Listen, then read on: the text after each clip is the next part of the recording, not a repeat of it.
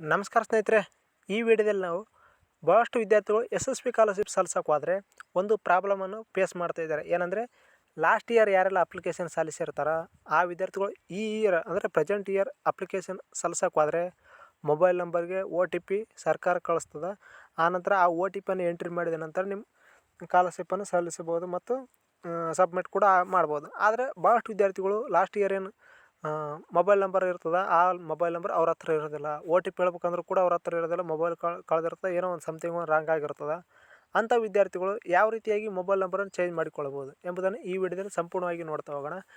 ನೀವು ಮೊದಲನೇದಾಗಿ ನೀವು ಏನು ಮಾಡ್ಬೇಕಂದ್ರೆ, ನೀವು ಮೊಬೈಲ್ ನಂಬರ್ ನಿಮಗೆ ಚೇಂಜ್ ಮಾಡ್ಬೇಕಂದ್ರೆ ನೀವು ಕಾಲೇಜು ನೀವೇನು ಓದ್ತಿರ್ತೀರ ಆ ಕಾಲೇಜು ಯಾವ ತಾಲೂಕಿನಲ್ಲಿದೆ ತಿಳ್ಕೊಬೇಕು. ಆ ತಾಲೂಕಿನಲ್ಲಿ ತಿಳಿದ ನಂತರ ಆ ತಾಲೂಕಿನಲ್ಲಿ ಸಂಬಂಧಪಟ್ಟಂಥ ಸಮಾಜ ಕಲ್ಯಾಣ ಇಲಾಖೆ ಆಗಿರ್ಬೋದು, ಹಿಂದುಳಿದ ವರ್ಗಗಳ ಕಲ್ಯಾಣ ಇಲಾಖೆ ಆಗಿರ್ಬೋದು, ಅಥವಾ ಅಲ್ಪಸಂಖ್ಯಾತರ ಕಲ್ಯಾಣ ಇಲಾಖೆ ಆಗಿರ್ಬೋದು, ಇವುಗಳಿಗೆ ಭೇಟಿ ನೀಡಬೇಕು. ಈ ಉದಾಹರಣೆಗಾದರೆ ಹಿಂದುಳಿದ ವರ್ಗಗಳ ಕಲ್ಯಾಣ ಇಲಾಖೆ, ಈ ಇಲಾಖೆ ಏನಿದೆ OBC ವಿದ್ಯಾರ್ಥಿಗಳಿಗೆ ಸಂಬಂಧಪಟ್ಟ ಇಲಾಖೆ ಆಗಿರ್ತದೆ. ಈಗ ನೀವು ಉದಾಹರಣೆಗೆ OBC ಸಂಬಂಧಪಟ್ಟ ವಿದ್ಯಾರ್ಥಿಗಳಾಗಿದ್ದರೆ ನಿಮ್ಮದೇನು ಮೊಬೈಲ್ ನಂಬರ್ ಚೇಂಜ್ ಮಾಡಬೇಕಿತ್ತಂದರೆ ನಿಮ್ಮ ತಾಲೂಕಿನಲ್ಲಿ ಇರುವಂತಹ ಹಿಂದುಳಿದ ವರ್ಗಗಳ ಕಲ್ಯಾಣ ಇಲಾಖೆಗೆ ನೀವು ಈ ಡಾಕ್ಯುಮೆಂಟ್ಸ್ಗಳನ್ನು ತೆಗೆದುಕೊಂಡು ಹೋಗ್ಬೇಕು. ಅವು ಯಾವ ಡಾಕ್ಯುಮೆಂಟ್ ಅಂದರೆ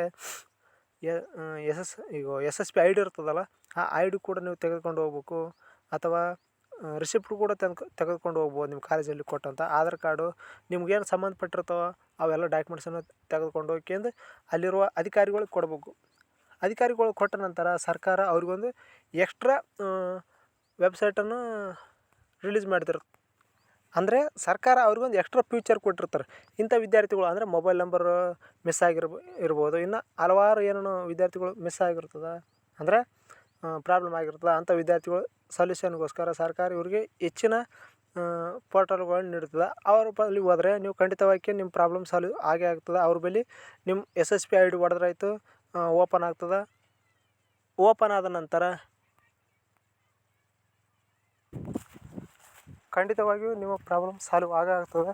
ಈ ವಿಡಿಯೋ ಇಷ್ಟ ಆದರೆ ಪ್ಲೀಸ್ ಲೈಕ್ ಮಾಡಿ, ಶೇರ್ ಮಾಡಿ ಮತ್ತು ಕಮೆಂಟ್ ಮಾಡಿ. ಮುಂದಿನ ವಿಡಿಯೋದಲ್ಲಿ ಹೆಚ್ಚಿನ ಮಾಹಿತಿಯೊಂದಿಗೆ ಸಿಗೋಣ. ಅಲ್ಲಿವರೆಗೂ ನಮಸ್ಕಾರ.